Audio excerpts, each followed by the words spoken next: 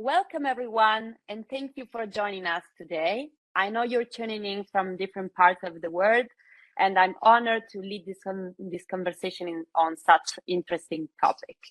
Before we get started, I would like to thank you, ECONYL, for spearheading this initiative with Diesel Consulting. As a pioneer into the circular economy, ECONYL is always leading the conversation on new ideas, always challenging the status quo to be better and do better. I am Gaia Costantino. I am a marketing and digital strategy expert. I support corporate and startups in their digital journey, and today I will guide you through the Metaverse world. So today we will dive into the Metaverse, looking at the opportunities that there are out there for companies and even its dark sides.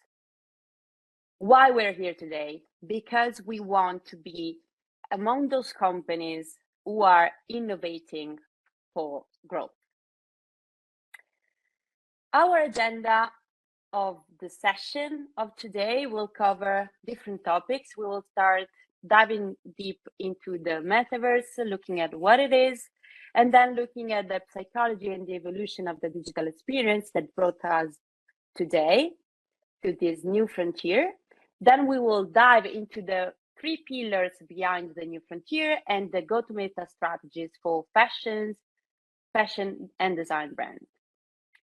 So let's start with the announcement of Facebook last October regarding the new Metaverse project, changing the company name into Meta. This brought, together with the excitement, also a great deal of criticism, starting from politics to tech people to fashion critics who saw the Metaverse as an environment to only sell and wear ridiculous creations. But why the Metaverse scares us so much? It's all about fear. Fear about a new fake reality, fear about losing human contact, fear about losing our data and privacy. We already know that social media can bring negative aspects on our mind and our society, especially for fragile people. We have seen that social media the use of social media is sometimes linked to phenomenon like depression and suicide. So we fear that the Metaverse may aggravate the situation and have even more negative effects on our society. On the other side, we've seen that sometimes the data that we gave to social media brought us some impact on our daily lives, on huge topics like the ones regarding the US election in 2016 and the violence in Myanmar. So we fear that the data that we will give and bring to the Metaverse will get even worse impact on our daily life. But the real question is, what is the Metaverse? So let's do a step back and look at what is the Metaverse concept. The first time that we have seen this word was in a cyberpunk fiction back in the 90s, where the author figured the Metaverse as a virtual 3D reality shared with the whole world, which people can access using their avatar and where they are able to interact with others, buy products and or services, and try new experiences. And this is exactly what we have 30 years later now. According to Microsoft CEO, the Metaverse is embedding the real world in computing. But when we talk about Metaverse, we not only refer to the Facebook, the Meta's one horizon. There are a lot of environment, new platforms that are popping out today, and these are only a few of those that are more popular at the moment. The metaverse concept is based on three fundamental factors. The first one is the avatar. The second one is the places and activities that we can perform inside the platform. And the third one is the network of contacts and the interaction that we can create among people into the metaverse. So let's start with the avatar. The avatar is a digital projection of ourselves and can be of different types. The first one is a type of personalized character with built-in features, which differ from platform to platform. Then we have the virtual and gamified avatars, like the Horizon one, where our avatar is reflecting our facial expressions and features. And lastly, we also have holograms, digital projections made by laser lights, like the one used by Microsoft Mesh. The metaverse is a place where already a lot of companies are buying land and properties. For example, last November, Adidas acquired land for almost $2 million on Sandbox to create their own shops on the platform.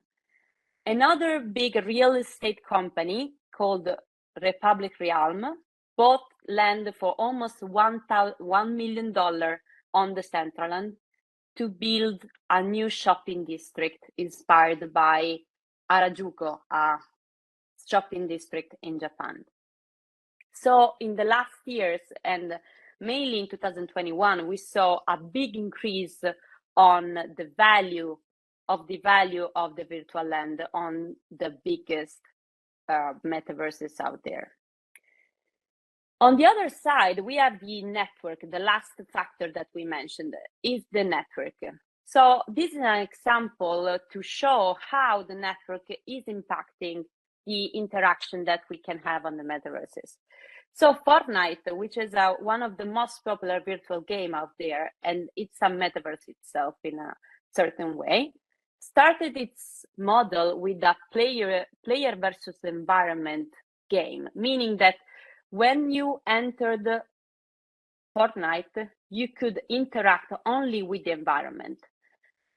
Meanwhile, a competitor, Epic Games, launched another game which was called PUBG,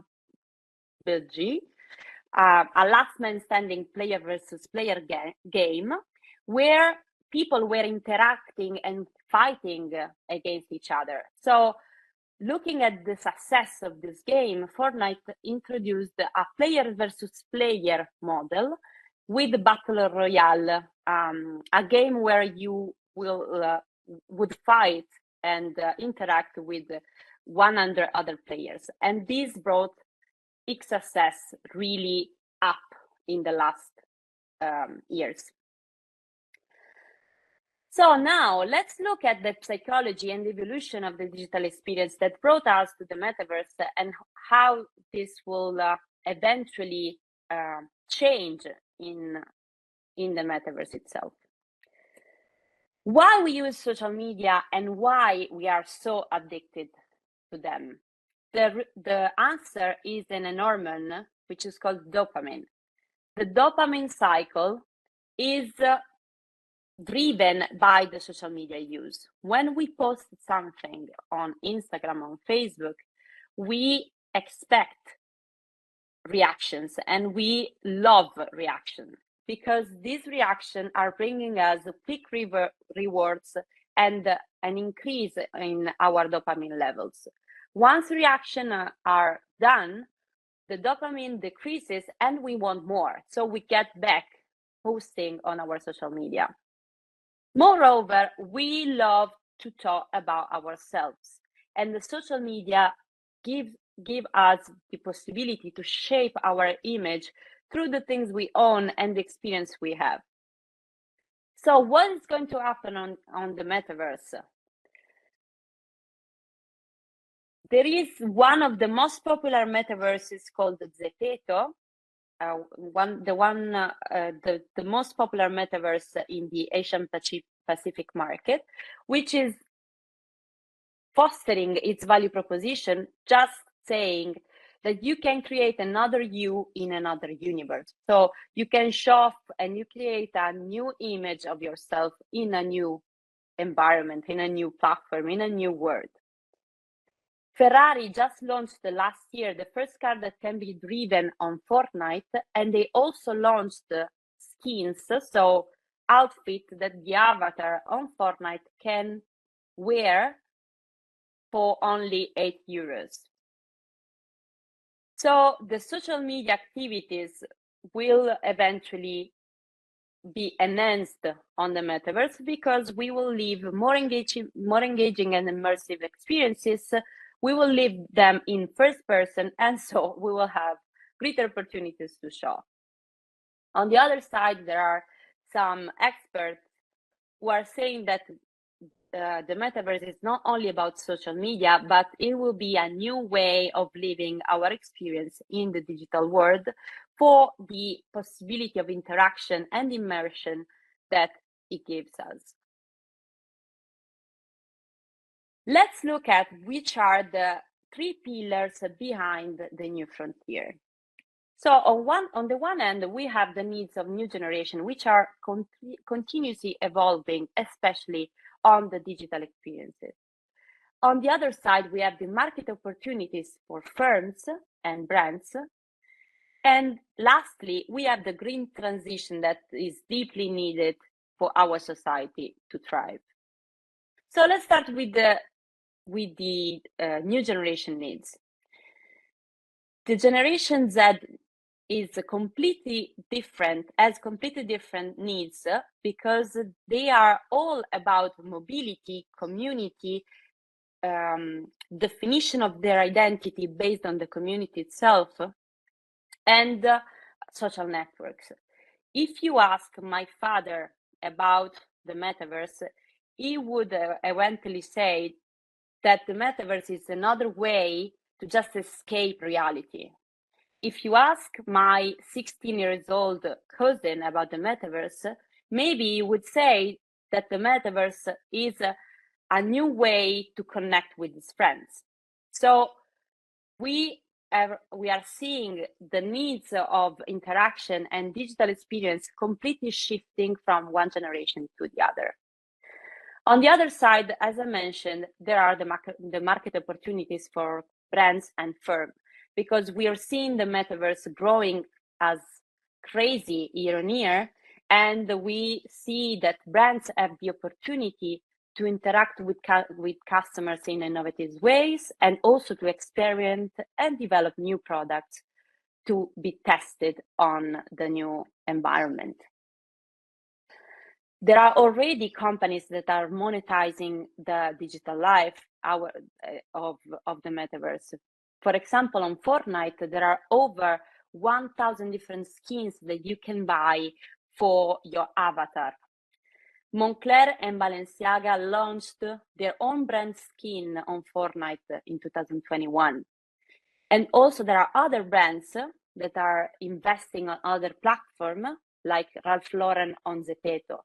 Zepeto is a South Korean social network and metaverse, which has more than 200 million users that interact in the virtual world. So the Asian Pacific market is an important market for Ralph Lauren, and they invested in creating some outfit that can be bought as NFT for the value of less than $3 each.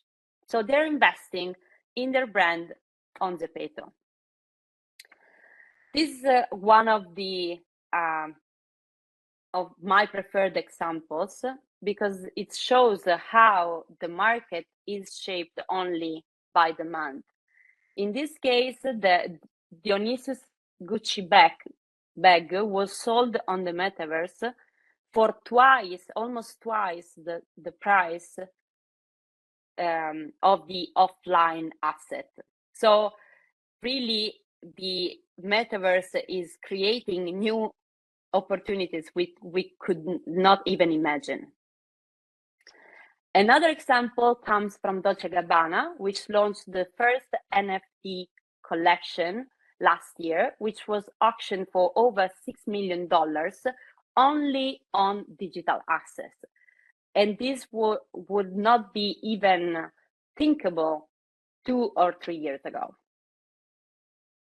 Lastly, we have also the makeup firms who are investing. This is again a Zepeto example of NARS and Dior, who are launching makeups that you can buy and wear on your avatars on Zepeto. There are other many fashion brands who are shaping their strategy to reach and enter the metaverse. For example, we have Benetton, who redesigned completely their physical store in Milan, and they are launching a mirrored shop inside the metaverse. Nike acquired a startup who is only dedicated to virtual wearables to have some specific items to be sold on the metaverses and to have their own virtual collection. Another trend that we've seen growing is about digital-only native brands. So there are some brands who are shaping their collections and their offer only on digital assets. Last March, we have seen more than 70 brands participating to the first Metaverse Fashion Week in the Centraland, with over 100,000 participants. And this is a huge opportunity for brands because they can test and learn direct with a small investment to get data and get feedback from customers all over the world. And this is a huge opportunity for research and development within fashion and design brands. Lastly, last year, Helsinki hosted the most sustainable fashion show worldwide. They were focusing a lot on reducing emissions. In fact, they calculated that for each online participant, the emission were less than 1 kilo of CO2, while the offline participants usually consume more than 130 kilograms each. So now let's move to see how we can enter the metaverse and which are the strategies that we should put in place inside of our companies. Firstly, let's look at the opportunity assessment. As I mentioned, we are seeing a huge increase of the market into the metaverse with a year-on-year growth of more than 30%. And the estimate is that the market itself will reach over 800 billion in 2028. So a huge market. Because we are now in a phase that it's very volatile and we don't know which will be the metaverse, which will lead the market out there. As I mentioned, there are a lot of dozens of metaverses which are spreading all over the world. We should look at the most the successful success factors for the platform. So on one side, we have the network effects. On the other side, we have the multi-homing costs. Regarding the network effects, those are the positive network externalities coming from a network.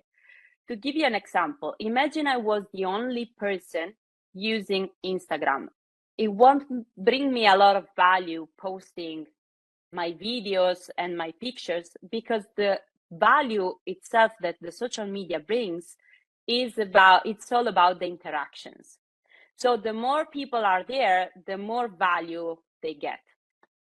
On the other side, there is the multi-homing cost, which is the opportunity cost of shifting from one platform to another. Imagine you are an Apple user and you decide to move to Android. All your documents and your pictures are on iCloud. So it will be so painful to move from one platform to the other. And that will be the opportunity cost of the multi-homing. So let's see an example into the metaverse world.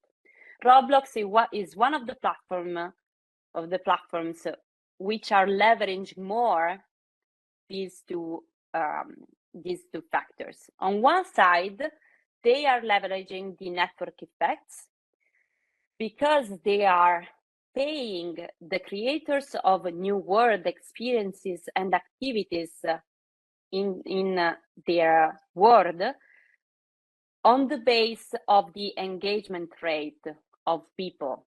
So on one side, the more world activities and experience are there, the more people are getting into the platform.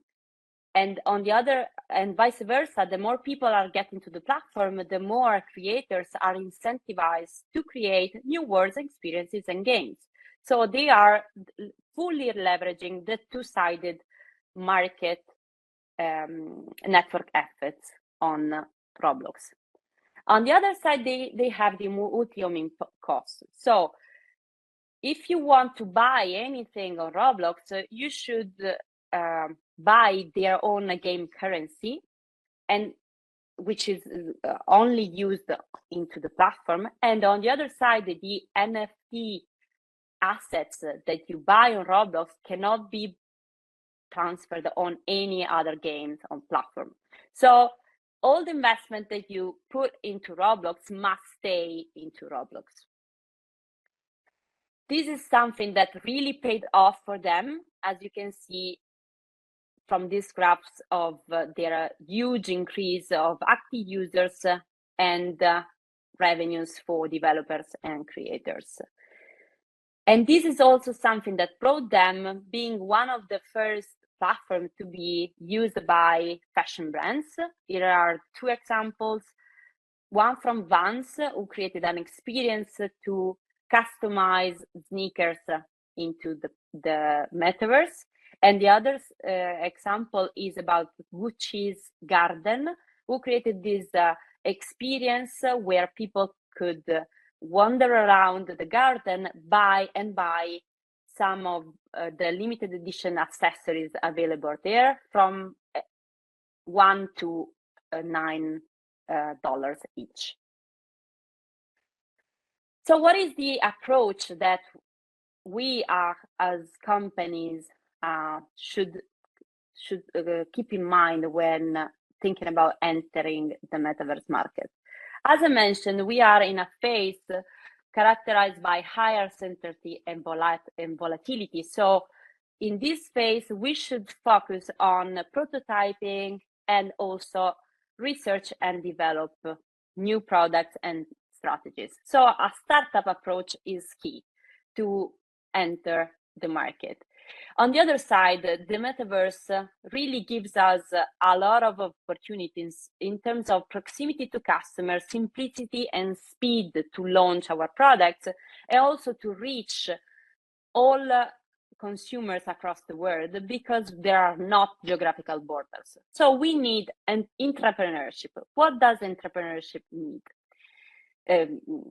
mean? Entrepreneurship means that on the one side, we have our core corporate units who are developing our core product and business. On the other side, we should organize our teams into independent units which can research, which can try, which can test new product and disruptive innovation. Is an example of the Deutsche Bank, who since 2015 created a hybrid team who was only focusing on the blockchain technology in the banking sector. So it was not linked to the common objectives and goals of the core teams and corporate teams. So as an overview, this is the suggestion for a long-term 3-step strategy to enter the metaverse.